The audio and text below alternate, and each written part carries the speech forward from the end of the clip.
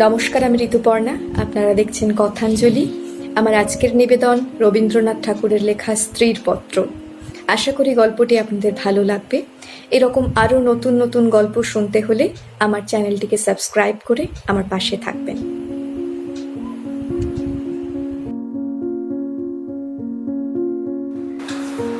শ্রীচরণ কমলেশু। আজ 15 বছর আমাদের বিবাহ হয়েছে। আজ পর্যন্ত তোমাকে চিঠি লিখিনি। চিরদিন কাছেই পড়ে আছি। মুখের কথা অনেক শুনেছ, আমিও শুনেছি। চিঠি লিখবার মতো ফাঁকটুকু পাওয়া যায়নি। আজ আমি এসেছি তীর্থ করতে শ্রীক্ষেত্রে। তুমি আছো তোমার আপিসের কাজে। শামুকের সঙ্গে খোলসের যে সম্বন্ধ, কলকাতার সঙ্গে তোমার তাই। সে তোমার দেহ মনের সঙ্গে এঁটে গিয়েছে, তাই তুমি আপিসে ছুটির দরখাস্ত করলে না। বিধাতার তাই অভিপ্রায় ছিল, তিনি আমার ছুটির দরখাস্ত মঞ্জুর করেছেন। আমি তোমাদের মেজ বউ।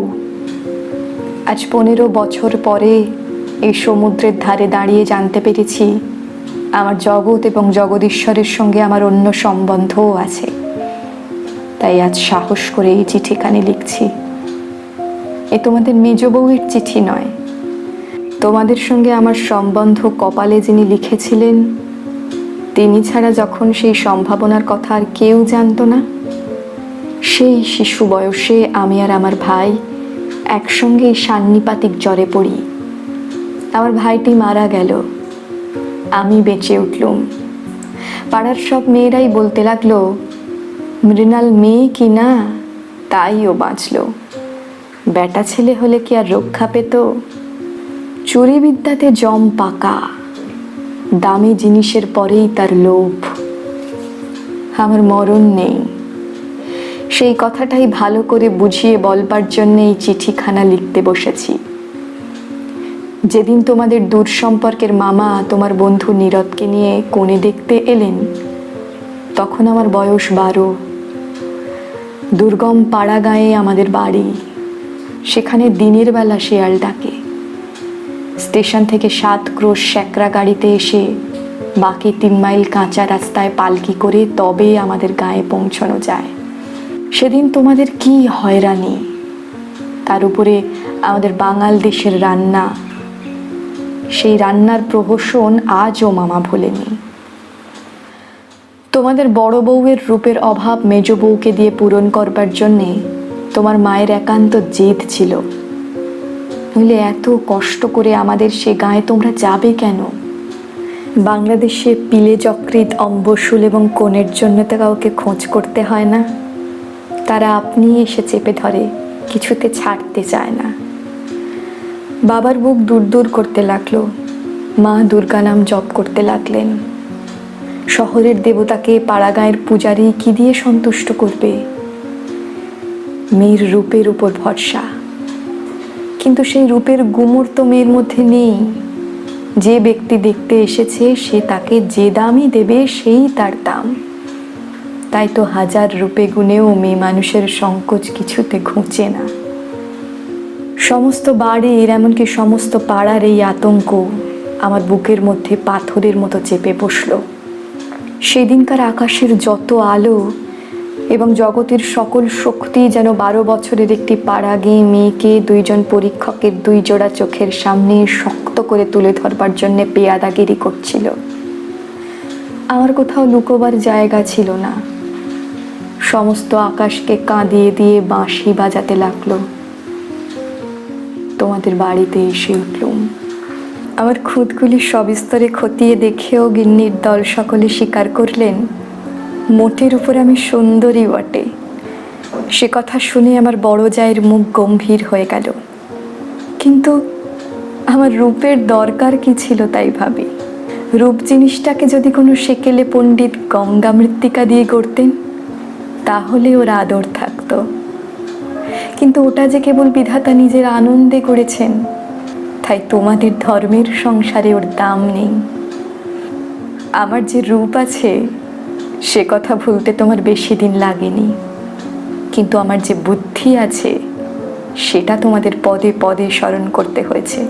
ওই বুদ্ধিটা আমার এতটাই স্বাভাবিক যে তোমাদের ঘরকন্যার মধ্যে এতকাল কাটিয়েও আজও সে টিকে আছে। মামা এই বুদ্ধিটার জন্য বিষম উদ্বিগ্ন ছিলেন। মেয়ে মানুষের পক্ষে এক বালাই, যাকে বাধা মেনে চলতে হবে সে যদি বুদ্ধিকে মেনে চলতে চায় তবে ঠোকর খেয়ে তার কপাল ভাঙবেই। কিন্তু কি করব বলো, তোমাদের ঘরের বউয়ের যতটা বুদ্ধির দরকার বিধাতা অসতর্ক হয়ে আমাকে তার চেয়ে অনেকটা বেশি দিয়ে ফেলেছেন। সে আমি এখন ফিরিয়ে দিই কাকে? তোমরা আমাকে মেয়ে জ্যাঠা বলে দুবেলা গাল দিয়েছ, কটু কথাই হচ্ছে অক্ষমের সান্ত্বনা, অতএব সে আমি ক্ষমা করলুম। আমার একটা জিনিস তোমাদের ঘরকন্যার বাইরে ছিল, সেটা কেউ তোমরা জানোনি। আমি লুকিয়ে কবিতা লিখতুম, সে ছাইপাশ যাই হোক না, সেখানে তোমাদের অন্দরমহলের পাঁচিল ওঠেনি। সেইখানে আমার মুক্তি, সেইখানে আমি, শুধু আমি। আমার মধ্যে যা কিছু তোমাদের মেজ বউকে ছাড়িয়ে রয়েছে সে তোমরা পছন্দ করনি, চিনতেও পারোনি। আমি যে কবি সেই 15 বছরেও তোমাদের কাছে ধরা পড়েনি। তোমাদের ঘরের প্রথম স্মৃতির মধ্যে সবচেয়ে যেটা আমার মনে জাগছে সেটা তোমাদের গোয়াল ঘর। অন্দরমহলের সিঁড়িতে উঠবার ঠিক পাশের ঘরেই তোমাদের গরু থাকে। সামনের উঠোনটুকু ছাড়া তাদের আর নড়বার জায়গা নেই। সেই উঠোনের কোণে তাদের জাবনা দেওয়ার কাঠের গামলা। সকালে বেহারার নানা কাজ। উপবাসী গরুগুলো ততক্ষণ সেই গামলার ধারগুলো চেটে চেটে চিবিয়ে চিবিয়ে খাবলা করে দিত। আমার প্রাণ কাঁদত। আমি পাড়া গিয়ে মেয়ে, তোমাদের বাড়িতে যেদিন নতুন এলুম সেদিন সেই 2টি গরু এবং 3টি বাছুরই সমস্ত শহরের মধ্যে আমার চিরপরিচিত আত্মীয়ের মতো আমার চোখে ঠেকল। যতদিন নতুন বউ ছিলুম নিজে না খেয়ে লুকিয়ে ওদের খাওয়াতুম। যখন বড় হলুম তখন গরুর প্রতি আমার প্রকাশ্য মমতা লক্ষ্য করে আমার ঠাট্টার সম্পর্কীয়রা আমার গোত্র সম্বন্ধে সন্দেহ প্রকাশ করতে লাগলেন। আমার মেয়েটি জন্ম নিয়েই মারা গেল। আমাকেও সেই সঙ্গে যাবার সময় ডাক দিয়েছিল। সে যদি আজ বেঁচে থাকতো তাহলে সেই আমার জীবনে যা কিছু বড়, যা কিছু সত্য সমস্ত এনে দিত। তখন মেজ বউ থেকে একেবারে মা হয়ে বসতুম। মা যে এক সংসারের মধ্যে থেকেও বিশ্ব সংসারের। মা হওয়ার দুঃখটুকু পেলুম, কিন্তু মা হওয়ার মুক্তিটুকু পেলুম না। মনে আছে ইংরেজ ডাক্তার এসে আমাদের অন্দর দেখে আশ্চর্য হয়েছিল এবং আতুর ঘর দেখে বিরক্ত হয়ে বকাবকি করেছিল।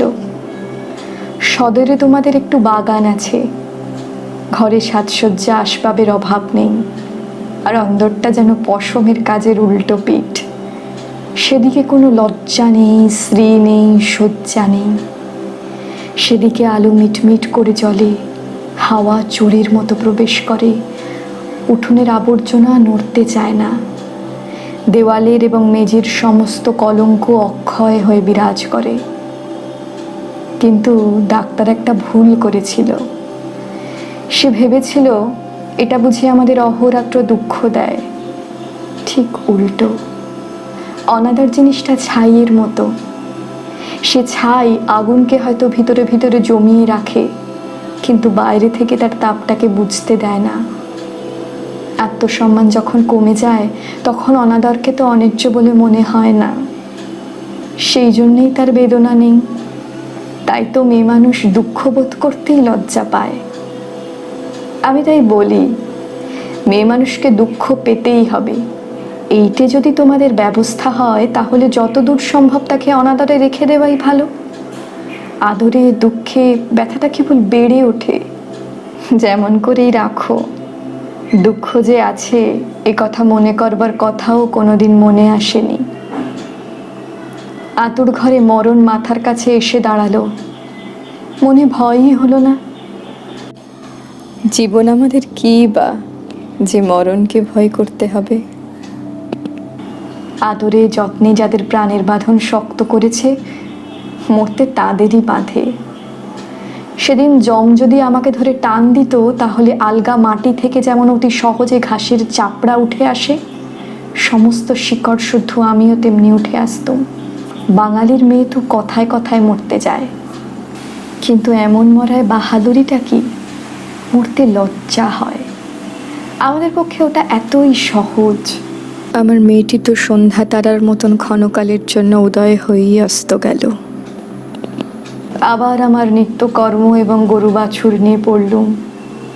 জীবন তেমনি করে গড়াতে গড়াতে শেষ পর্যন্ত কেটে যেত। আজকে তোমাকে এই চিঠি লিখবার দরকারই হতো না, কিন্তু বাতাসে সামান্য একটা বীজ উড়িয়ে এনে পাকা দালানের মধ্যে অশ্বত্থ গাছের অঙ্কুর বের করে। শেষকালে সেইটুকু থেকে ইট কাঠের বুকের পাঁজর বিদীর্ণ হয়ে যায়। আমার সংসারের পাকা বন্দোবস্তের মাঝখানে ছোট একটুখানি জীবনের কণা কোথা থেকে উড়ে এসে পড়ল। তারপর থেকেই ফাটল শুরু হলো। বিধবা মার মৃত্যুর পরে আমার বড় জায়ের বোন বিন্দু তার খুড়তুতো ভাইদের অত্যাচারে আমাদের বাড়িতে তার দিদির কাছে এসে যেদিন আশ্রয় নিলে, তোমরা সেদিন ভাবলে এ আবার কোথাকার আপদ। আমার পোড়া স্বভাব, কি করব বলো। দেখলুম তোমরা সকলেই মনে মনে বিরক্ত হয়ে উঠেছ। সেই জন্যই এই নিরাশ্রয় মেয়েটির পাশেই আমার সমস্ত মন যেন একেবারে কোমর বেঁধে লাগলো।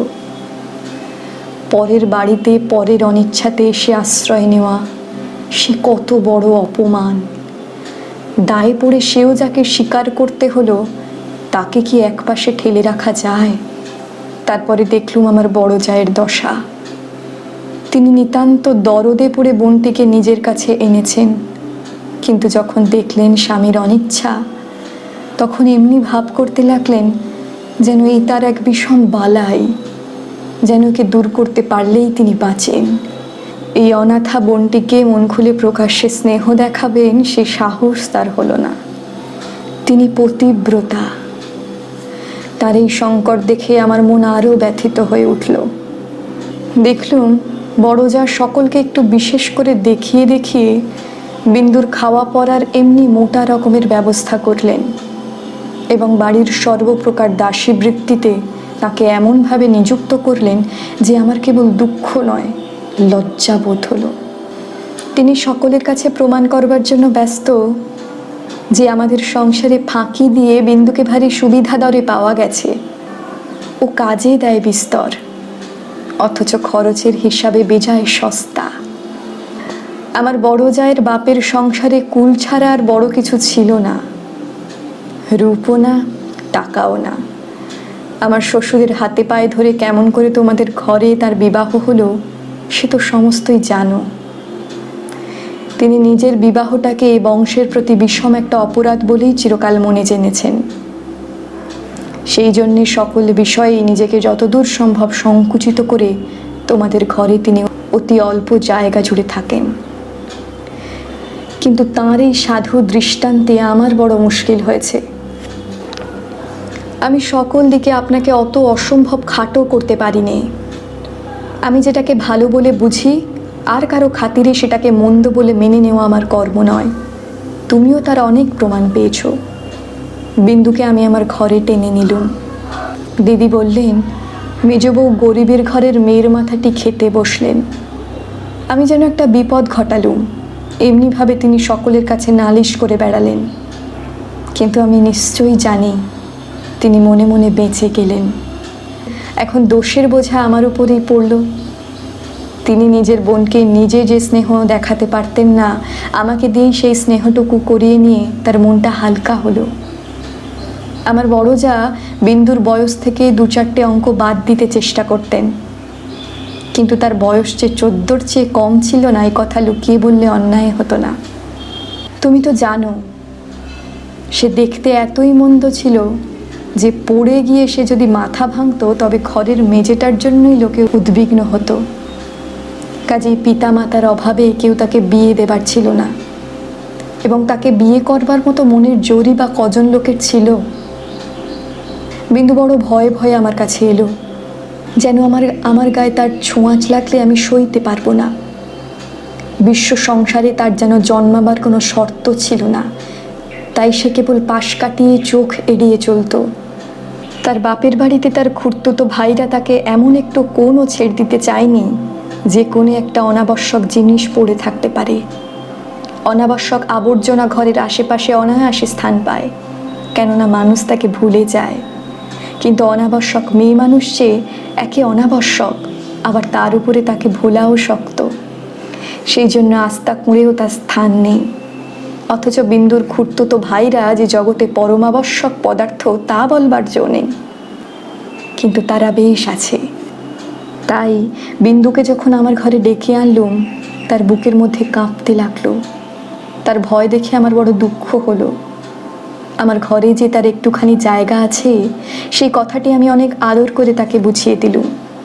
কিন্তু আমার ঘর শুধু তো আমারই ঘর নয়, কাজেই আমার কাজটি সহজ হলো না। 2-4 দিন আমার কাছে থাকতেই তার গায়ে লাল লাল কি উঠল। হয়তো সে ঘামাচি, নয়তো আর কিছু হবে। তোমরা বললে বসন্ত, কেননা ও যে বিন্দু। তোমাদের পাড়ায় এক আনাড়ি ডাক্তার এসে বললে আর 2-1 দিন না গেলে ঠিক বলা যায় না। কিন্তু সেই 2-1 দিন সবুর সইবে কে? বিন্দু তো তার ব্যামোর লজ্জাতেই মরবার জো হলো। আমি বললুম, বসন্ত হয় হোক, আমি আমাদের সেই আতুর ঘরে ওকে নিয়ে থাকবো, আর কাউকে কিছু করতে হবে না। এই নিয়ে আমার উপরে তোমরা যখন সকলে মার মূর্তি ধরেছ, এমনকি বিন্দুর দিদিও যখন অত্যন্ত বিরক্তির ভান করে পোড়া কপালি মেয়েটাকে হাসপাতালে পাঠাবার প্রস্তাব করছেন, এমন সময় ওর গায়ে সমস্ত লাল দাগ একদম মিলিয়ে গেল। তোমরা দেখি তাতে আরও ব্যস্ত হয়ে উঠলে। বললে, নিশ্চয়ই বসন্ত বসে গিয়েছে, কেননা ও যে বিন্দু। অনাদরে মানুষ সবার একটা মস্ত গুণ আছে, শরীরটাকে একেবারে অজেয় অমর করে তোলে। ব্যায়াম হতেই চায় না, মরার রাস্তাগুলো একেবারেই বন্ধ। রোগটাই ওকে ঠাট্টা করে গেল, কিছুই হলো না। কিন্তু এটা বেশ বোঝা গেল, পৃথিবীর মধ্যে সবচেয়ে অকিঞ্চিতকর মানুষকে আশ্রয় দেওয়াই সবচেয়ে কঠিন। আশ্রয়ের দরকার যার যত বেশি, আশ্রয়ের বাধাও তার তেমনি বিষম। আমার সম্বন্ধে বিন্দুর ভয় যখন ভাঙল, তখন ওকে আর এক গেরোয় ধরল। আমাকে এমনি ভালোবাসতে শুরু করলো যে আমাকে ভয় ধরিয়ে দিল। ভালোবাসার এরকম মূর্তি তো সংসারে কোনো দিনও দেখিনি। বইতে পড়েছি বটে, সেও মেয়ে পুরুষের মধ্যে। আমার যে রূপ ছিল, সে কথা আমার মনে করবার কোনো কারণ বহুকাল ঘটেনি। এতদিন পরে সেই রূপটা নিয়ে পড়ল এই কুশ্রী মেয়েটি। আমার মুখ দেখে তার চোখের আশ মিটত না। বলতো, দিদি, তোমার এই মুখখানি আমি ছাড়া আর কেউ দেখতে পায়নি। যেদিন আমি নিজের চুল নিজে বাঁধতুম, সেদিন তার ভারী অভিমান। আমার চুলের বোঝা 2 হাত দিয়ে নাড়তে চাড়তে তার ভারী ভালো লাগতো। কোথাও নিমন্ত্রণে যাওয়া ছাড়া তো আমার সাজগোজের দরকার ছিল না, কিন্তু বিন্দু আমাকে অস্থির করে রোজই কিছু না কিছু সাজ করাতো। মেয়েটা আমাকে নিয়ে একেবারে পাগল হয়ে উঠল। তোমাদের অন্দরমহলে কোথাও 1 ছটাক জমি নেই। উত্তর দিকের পাঁচিলের গায়ে নর্দমার ধারে কোনো গতিকে একটা গাব গাছ জন্মেছে। যেদিন দেখতুম সেই গাবের গাছে নতুন পাতাগুলি রাঙা টকটকে হয়ে উঠেছে, সেদিন জানতুম ধরাতলে বসন্ত এসেছে বটে। আমার ঘরকন্যার মধ্যে এই অনাদৃত মেয়েটার চিত্ত যেদিন আগা গোড়া এমন রঙিন হয়ে উঠল, সেদিন আমি বুঝলুম হৃদয়ের জগতেও একটা বসন্তের হাওয়া আছে। সে কোনো স্বর্গ থেকে আসে, গলির মোড় থেকে আসে না। বিন্দুর ভালোবাসার দুঃসহ বেগ আমাকে অস্থির করে তুলেছিল।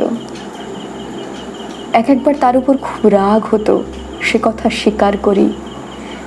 কিন্তু তার এই ভালোবাসার ভিতর দিয়ে আমি আপনার একটি স্বরূপ দেখলুম, যা আমি জীবনে কোনো দিন দেখিনি। সেই আমার মুক্ত স্বরূপ। এদিকে বিন্দুর মতো মেয়েকে আমি যে এতটা আদর যত্ন করছি, এ তোমাদের অত্যন্ত বাড়াবাড়ি বলে ঠেকল। এর জন্য খুঁতখুঁত খিটখিটের অন্ত ছিল না। যেদিন আমার ঘর থেকে বাজুবন্ধ চুরি গেল, সেদিন সেই চুরিতে বিন্দুর যে কোনো রকমের হাত ছিল এ কথার আভাস দিতে তোমাদের লজ্জা হলো না। যখন স্বদেশী হাঙ্গামায় লোকের বাড়ি তল্লাশি হতে লাগলো, তখন তোমরা অনায়াসে সন্দেহ করে বসলে যে বিন্দু পুলিশের পোষা মেয়ে চর। তার আর কোনো প্রমাণ ছিল না, কেবল এই প্রমাণ যে ও বিন্দু। বাড়ির দাসীরা যখন কোনো রকম কাজ করতে আপত্তি করত, তাদের কাউকে ওর কাজ করবার ফরমাশ করলে ও মেয়ে একেবারে সংকোচে যেন আড়ষ্ট হয়ে উঠত। এই সকল কারণেই ওর জন্যে আমার খরচ বেড়ে গেল। আমি বিশেষ করে একজন আলাদা দাসী রাখলুম। সেটা তোমাদের ভালো লাগেনি। বিন্দুকে আমি যেসব কাপড় চোপড় পরতে দিতুম তা দেখে এত রাগ করেছিলে যে আমার হাত খরচের টাকা বন্ধ করে দিলে। তার পরদিন থেকে 5 শিকে দামের জোড়া মোটা কোরা কলের ধুতি পরতে আরম্ভ করলুম। আর মতির মা যখন আমার এঁটো ভাতের থালা নিয়ে যেতে এলো, বারণ করে দিলুম। আমি নিজে উঠোনের কলতলায় গিয়ে এঁটো ভাত বাছুরকে খাইয়ে বাসন মেজেছি। একদিন হঠাৎ সেই দৃশ্যটি দেখে তুমি খুব খুশি হওনি। আমাকে খুশি না করলেও চলে, আর তোমাদের খুশি না করলেই নয়, এই সুবুদ্ধিটা আজ পর্যন্ত আমার ঘটে এলো না। এদিকে তোমাদের রাগও যেমন বেড়ে উঠেছে, বিন্দুর বয়সও তেমনি বেড়ে চলেছে। সেই স্বাভাবিক ব্যাপারে তোমরা অস্বাভাবিক রকমের বিব্রত হয়ে উঠেছিলে। একটা কথা মনে করে আমি আজ আশ্চর্য হই, তোমরা জোর করে কেন বিন্দুকে তোমাদের বাড়ি থেকে বিদায় করে দাওনি। আমি বেশ বুঝি তোমরা আমাকে মনে মনে ভয় করো। বিধাতা যে আমাকে বুদ্ধি দিয়েছেন, ভিতরে ভিতরে তার খাতির না করে তোমরা বাঁচো না। অবশেষে বিন্দুকে নিজের শক্তিতে বিদায় করতে না পেরে তোমরা প্রজাপতি দেবতার শরণাপন্ন হলে। বিন্দুর বর ঠিক হলো। বড় যা বললেন, বাঁচলুম। মা কালী আমাদের বংশের মুখ রক্ষা করলেন। বর কেমন তা জানি নেই, তোমাদের কাছে শুনলুম সকল বিষয়েই ভালো। বিন্দু আমার পা জড়িয়ে কাঁদতে লাগলো, বললে, দিদি আমার আবার বিয়ে করা কেন?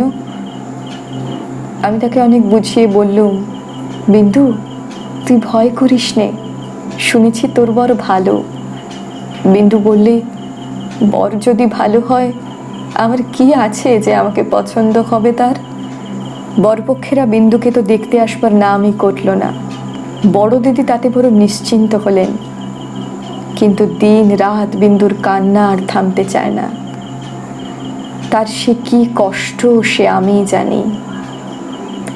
বিন্দুর জন্য আমি সংসারে অনেক লড়াই করেছি, কিন্তু ওর বিবাহ বন্ধ হোক এ কথা বলবার সাহস আমার হলো না। কিসের জোরেই বা বলবো? আমি যদি মারা যাই তো ওর কি দশা হবে? একে তো মেয়ে, তাতে কালো মেয়ে। কার ঘরে চললো ওর কি দশা হবে সে কথা না ভাবাই ভালো। ভাবতে গেলে প্রাণ কেঁপে ওঠে। বিন্দু বললে, দিদি বিয়ের আর 5 দিন আছে, এর মধ্যে আমার মরণ হবে নাকি?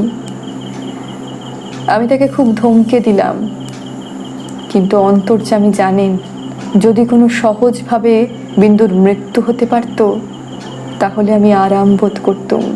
বিবাহের আগের দিন বিন্দু তার দিদিকে গিয়ে বললে, দিদি আমি তোমাদের গোয়াল ঘরে পড়ে থাকবো, আমাকে যা বলবে তাই করব, তোমার পায়ে পড়ি, আমাকে এমন করে ফেলে দিও না। কিছু কাল থেকে লুকিয়ে লুকিয়ে দিদির চোখ দিয়ে জল পড়ছিল। সেদিনও পড়ল, কিন্তু শুধু হৃদয় তো নয়, শাস্ত্রও আছে। তিনি বললেন, জানিস তো বিন্দি, পতি হচ্ছে স্ত্রীলোকের গতি মুক্তি সব। কপালে যদি দুঃখ থাকে তাকে কেউ খণ্ডাতে পারবে না। আসল কথা হচ্ছে কোনো দিকে কোনো রাস্তা নেই, বিন্দুকে বিবাহ করতেই হবে, তারপরে যা হয় হোক।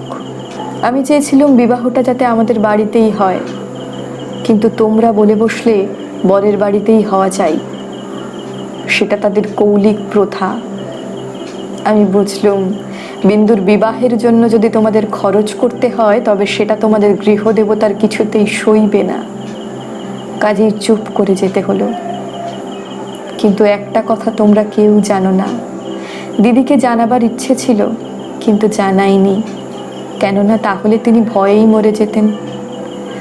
আমার কিছু কিছু গয়না দিয়ে আমি লুকিয়ে বিন্দুকে সাজিয়ে দিয়েছিলুম, বোধ করে দিদির চোখে সেটা পড়ে থাকবে, কিন্তু সেটা তিনি দেখেও দেখেননি। দোহাই ধর্মের, সেই জন্য তাকে তোমরা ক্ষমা করো। যাবার আগে বিন্দু আমাকে জড়িয়ে ধরে বললে, দিদি আমাকে তোমরা তাহলে নিতান্তই ত্যাগ করলে? আমি বললাম, না বিন্দি, তোর যেমন দশাই হোক না কেন আমি তোকে শেষ পর্যন্ত ত্যাগ করব না। 3 দিন হয়ে গেল, তোমাদের তালুকের প্রজা খাবার জন্য তোমাকে যে ভেড়া দিয়েছিল তাকে তোমার জঠরাগ্নি থেকে বাঁচিয়ে আমি আমাদের একতলার কয়লা রাখবার ঘরে একপাশে বাস করতে দিয়েছিলুম। সকালে উঠেই আমি নিজে তাকে দানা খাইয়ে আসতুম। তোমার চাকরদের প্রতি 2-1 দিন নির্ভর করে দেখেছি তাকে খাওয়ানোর চেয়ে তাকে খাওয়ার প্রতি তাদের ঝোঁক বেশি। সেদিন সকালেই সেই ঘরে ঢুকে দেখি বিন্দু এক কোণে জড়সড় হয়ে বসে আছে। আমাকে দেখেই আমার পা জড়িয়ে ধরে লুটিয়ে পড়ে নিঃশব্দে কাঁদতে লাগলো। বিন্দুর স্বামী পাগল। সত্যি বলছিস বিন্দি? এত বড় মিথ্যে কথা তোমার কাছে বলতে পারি দিদি? তিনি পাগল। শ্বশুরের এই বিবাহে মত ছিল না, কিন্তু তিনি আমার শাশুড়িকে যমের মতন ভয় করেন। তিনি বিবাহের পূর্বেই কাশী চলে গেছেন, শাশুড়ি জিদ করে তার ছেলের বিয়ে দিয়েছেন। আমি সেই রাস কয়লার উপরে বসে পড়লুম। মেয়ে মানুষকে মেয়ে মানুষ দয়া করে না, বলে ও তো মেয়ে মানুষ বই তো নয়, ছেলে হোক না পাগল, সে তো পুরুষ বটে। বিন্দুর স্বামীকে হঠাৎ পাগল বলে বোঝা যায় না, কিন্তু একদিন সে এমন উন্মাদ হয়ে ওঠে যে তাকে ঘরে তালা বন্ধ করে রাখতে হয়। বিবাহের রাত্রে সে ভালো ছিল, কিন্তু রাত জাগা প্রভৃতি উৎপাতে 2য় দিন থেকে তার মাথা একেবারে খারাপ হয়ে উঠল। বিন্দু দুপুরবেলায় পিতলের থালায় ভাত খেতে বসেছিল, কিন্তু তার স্বামী থালা শুদ্ধ ভাত টেনে উঠোনে ফেলে দিল। হঠাৎ কেমন তার মনে হয়েছে বিন্দু স্বয়ং রানী রাসমণি। বেহারাটা নিশ্চয়ই সোনার থালা চুরি করে রানীকে তার নিজের থালায় খেতে দিয়েছে, এই তার রাগ। বিন্দু তো ভয়ে মরে গেল। 2য় রাত্রে শাশুড়ি তাকে যখন স্বামীর ঘরে শুতে বললে, বিন্দুর প্রাণ শুকিয়ে গেল। শাশুড়ি তার প্রচন্ড রাগী, রাগলে জ্ঞান থাকে না। সেও পাগল, কিন্তু পুরো নয় বলেই আরো ভয়ানক। বিন্দুকে ঘরে ঢুকতে হলো। স্বামীর সে রাত্রে ঠান্ডা ছিল, কিন্তু ভয়ে বিন্দুর শরীর যেন কাঠ হয়ে উঠল। স্বামী যখন ঘুমিয়েছে, অনেক রাত্রে সে অনেক কৌশলে পালিয়ে চলে এসেছে, তার বিস্তারিত বিবরণ লেখবার দরকার নেই। ঘৃণায় রাগে আমার শরীর জ্বলতে লাগলো। আমি বললুম, এমন ফাঁকির বিয়ে বিয়েই নয়। বিন্দু, তুই যেমন ছিলি তেমনি আমার কাছে থাক, দেখি তোকে কে নিয়ে যেতে পারে। তোমরা বললে বিন্দু মিথ্যে কথা বলছে। আমি বললুম, ও কখনো মিথ্যে বলেনি। তোমরা বললে, কেমন করে জানলে? আমি বললুম, আমি নিশ্চয়ই জানি। তোমরা ভয় দেখালে, বিন্দুর শ্বশুর বাড়ির লোকে পুলিশ কেস করলে মুশকিলে পড়তে হবে। আমি বললুম, ফাঁকি দিয়ে পাগল বরের সঙ্গে ওর বিয়ে দিয়েছে, এ কথা কি আদালত শুনবে না? তোমরা বললে, তবে কি এই নিয়ে আদালত করতে হবে নাকি? কেন, আমাদের দায় কিসের? আমি বললুম, আমি আমার নিজের গয়না বেচে যা করতে পারি করব। তোমরা বললে, উকিল বাড়ি ছুটবে নাকি? এ কথার জবাব নেই। কপালে করাঘাত করতে পারি, তার বেশি আর কি করব। ওদিকে বিন্দুর শ্বশুর বাড়ি থেকে ওর ভাসুর এসে বাইরে বিষম গোল বাঁধিয়েছে। সে বলছে সে থানায় খবর দেবে। আমি স্পর্ধা করে বললুম, তা দিক থানায় খবর। এই বলে মনে করলুম বিন্দুকে এই বেলা আমার শোবার ঘরে এনে তাকে নিয়ে তালা বন্ধ করে বসে থাকবো। খোঁজ করে দেখি বিন্দু নেই। তোমাদের সঙ্গে আমার বাদ প্রতিবাদ যখন চলছিল, তখন বিন্দু আপনি বাইরে গিয়ে তার ভাসুরের কাছে ধরা দিয়েছে। বুঝেছে এ বাড়িতে যদি সে থাকে তবে আমাকে সে বিষম বিপদে ফেলবে। মাঝখানে পালিয়ে এসে বিন্দু আপন দুঃখ আবার বাড়ালে। তার শাশুড়ির তর্ক এই যে তার ছেলে তো ওকে খেয়ে ফেলছিল না। মন্দ স্বামীর দৃষ্টান্ত সংসারে দুর্লভ নয়, তাদের সঙ্গে তুলনা করলে তার ছেলে যে সোনার। আমার বড় যা বললেন, ওর কপাল খারাপ, তা নিয়ে দুঃখ করে কি করব? তা পাগল হোক ছাগল হোক, স্বামী তো বটে। কুষ্ঠরোগীকে কোলে করে তার স্ত্রী শেহজার বাড়িতে নিজে পৌঁছে দিয়েছে। সতীসাধ্যের সেই দৃষ্টান্ত তোমাদের মনে জাগলো। জগতের মধ্যে অধমতম কাপুরুষতার এই গল্পটা প্রচার করে আসতে তোমাদের পুরুষের মনে আজ পর্যন্ত একটুও সংকোচ বোধ হয়নি। সেই জন্যই মানব জন্ম নিয়েও বিন্দুর ব্যবহারে তোমরা রাগ করতে পেরেছ, তোমাদের মাথা হেঁট হয়নি। বিন্দুর জন্য আমার বুক ফেটে গেল, কিন্তু তোমাদের জন্য আমার লজ্জার সীমা ছিল না। আমি তো পাড়া গিয়ে মেয়ে, তার উপরে তোমাদের ঘরে পড়েছি। ভগবান কোন ফাঁক দিয়ে আমার মধ্যে এমন বুদ্ধি দিলেন, তোমাদের এই সব ধর্মের কথা আমি যে কিছুতেই সইতে পারলুম না। আমি নিশ্চয়ই জানতুম মরে গেলেও বিন্দু আমাদের বাড়িতে আর আসবে না, কিন্তু আমি যে তাকে বিয়ের আগের দিন আশা দিয়েছিলুম যে তাকে শেষ পর্যন্ত ত্যাগ করব না। আমার ছোট ভাই শরৎ কলকাতার কলেজে পড়ছিল। তোমরা জানোই তো, যত রকমের ভলেন্টিয়ারি করা, প্লেগের পাড়ার ইঁদুর মারা, দামোদরের বন্যায় ছোটা, এতেই তার এত উৎসাহ যে উপরে উপরে দুবার সে এফএ পরীক্ষায় ফেল করেও কিছুমাত্র দমে যায়নি। আমি তাকে ডেকে বললুম, বিন্দুর খবর যাতে আমি পাই, তোকে সেই বন্দোবস্ত করে দিতে হবে শরৎ। বিন্দু আমাকে চিঠি লিখতে সাহস করবে না, লিখলেও আমি পাবো না। এরকম কাজের চেয়ে তাকে যদি আমি বলতুম বিন্দুকে ডাকাতি করে আনতে কিংবা তার পাগল স্বামীর মাথা ভেঙে দিতে, তাহলে বেশি খুশি হতো। শরতের সঙ্গে আলোচনা করছি এমন সময় তুমি ঘরে এসে বললে, আবার কি হাঙ্গামা বাঁধিয়েছ? আমি বললুম, সেই যা সব গোড়ায় বাঁধিয়েছিলুম। তোমাদের ঘরে এসেছিলুম, কিন্তু সে তো তোমাদেরই কীর্তি। তুমি জিজ্ঞাসা করলে, বিন্দুকে আবার এনে কোথাও লুকিয়ে রেখেছ? আমি বললুম, বিন্দু যদি আসতো তাহলে নিশ্চয়ই লুকিয়ে রাখতুম, কিন্তু সে আসবে না, তোমাদের ভয় নেই। শরৎকে আমার কাছে দেখে তোমার সন্দেহ আরো বেড়ে উঠল। আমি জানতুম শরৎ আমাদের বাড়ি যাতায়াত করে তোমরা কিছুতেই পছন্দ করতে না। তোমাদের ভয় ছিল ওর উপরে পুলিশের দৃষ্টি আছে, কোন দিন ও কোন রাজনৈতিক মামলায় পড়বে, তখন তোমাদের শুদ্ধ জড়িয়ে ফেলবে। সেই জন্যে আমি ওকে ভাইফোঁটা পর্যন্ত লোক দিয়ে পাঠিয়ে দিতুম, ঘরে রাখতুম না। তোমার কাছে শুনলুম বিন্দু আবার পালিয়েছে, তাই তোমাদের বাড়িতে তার ভাসুর খোঁজ করতে এসেছে। শুনে আমার বুকের মধ্যে শিল মিটল। হতভাগিনীর যে কি অসহ্য কষ্ট তা বুঝলুম, অথচ কিছু করবার রাস্তা নেই। শরৎ খবর নিতে ছুটল। সন্ধ্যার সময় ফিরে এসে আমাকে বললে, বিন্দু তার খুড়তুতো ভাইদের বাড়ি গিয়েছিল, কিন্তু তারা তুমুল রাগ করে তখনই আবার তাকে শ্বশুর বাড়ি পৌঁছে দিয়ে গেছে। এর জন্য তাদের খেসারত এবং গাড়ি ভাড়া দণ্ড যা ঘটেছে তার ঝাঁঝ এখনো তাদের মন থেকে মরেনি। তোমাদের খুড়িমা শ্রীক্ষেত্রে তীর্থ করতে যাবেন বলে তোমাদের বাড়িতে এসে উঠেছেন। আমি তোমাদের বললুম, আমিও যাব। আমার হঠাৎ এমন ধর্মে মন হয়েছে দেখে তোমরা এত খুশি হয়ে উঠলে যে কিছুমাত্র আপত্তি করলে না। এ কথাও ছিল যে এখন যদি কলকাতায় থাকি তবে আবার কোন বিন্দুকে নিয়ে ফ্যাসাদ বাঁধিয়ে বসবো। আমাকে নিয়ে বিষম লেঠা। বুধবার আমাদের যাবার দিন, রবিবারে সমস্ত ঠিক হলো। আমি শরৎকে ডেকে বললুম, যেমন করেই হোক বিন্দুকে বুধবারে পুরী যাবার গাড়িতে তোকে তুলে দিতে হবে। শরতের মুখ প্রফুল্ল হয়ে উঠল। সে বলল, ভয় নেই দিদি, আমি তাকে গাড়িতে তুলে দিয়ে পুরী পর্যন্ত চলে যাব, ফাঁকি দিয়ে জগন্নাথ দেখা হয়ে যাবে। সেই দিন সন্ধ্যার সময় শরৎ আবার এলো। তার মুখ দেখেই আমার বুক দমে গেল। আমি বললুম, কি শরৎ, সুবিধা হলো না বুঝি? সে বললেন, না। আমি বললুম, রাজি করতে পারলি নে?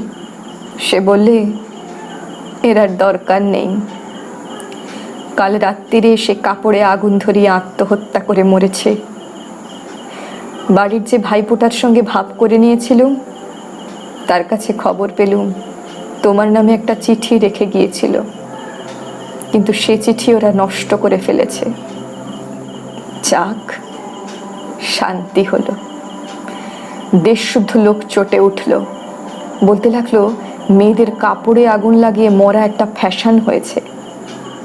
তোমরা বললে এ সমস্ত নাটক করা, তা হবে, কিন্তু নাটকের তামাশাটা কেবল বাঙালি মেয়েদের উপর দিয়েই হয় কেন, আর বাঙালি বীর পুরুষদের কোঁচার উপর দিয়ে হয় না কেন, সেটা ভেবে দেখা উচিত।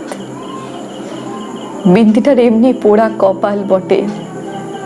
যতদিন বেঁচে ছিলে রূপে গুণে কোনো যশ পায়নি, মরবার বেলায়ও যে একটু ভেবে চিনতে এমন একটা নতুন ধরনের মরবে যাতে দেশের পুরুষেরা খুশি হয়ে হাততালি দেবে, তাও তার ঘটে এলো না।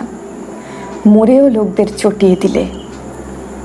দিদি ঘরের মধ্যে লুকিয়ে কাঁদলেন, কিন্তু সে কান্নার মধ্যে একটা সান্ত্বনা ছিল। যাই হোক না কেন, তবু রক্ষা হয়েছে। মরেছে বই তো না, বেঁচে থাকলে কি না হতে পারত। আমি তীর্থে এসেছি, বিন্দুর আর আসবার দরকার হলো না, কিন্তু আমার দরকার ছিল। দুঃখ বলতে লোকে যা বোঝে তোমাদের সংসারে তা আমার ছিল না। তোমাদের ঘরে খাওয়া পড়া অসচ্ছল নয়। তোমার দাদার চরিত্র যেমন হোক, তোমার চরিত্রে এমন কোনো দোষ নেই যাতে বিধাতাকে মন্দ বলতে পারি। যদি বা তোমার স্বভাব তোমার দাদার মতোই হতো, তাহলে হয়তো মোটের উপর আমার এমনিভাবেই দিন চলে যেত, এবং আমার সতী সাধ্বী বড় জায়ের মতো পতিদেবতাকে দোষ না দিয়ে বিশ্বদেবতাকেই আমি দোষ দেবার চেষ্টা করতুম।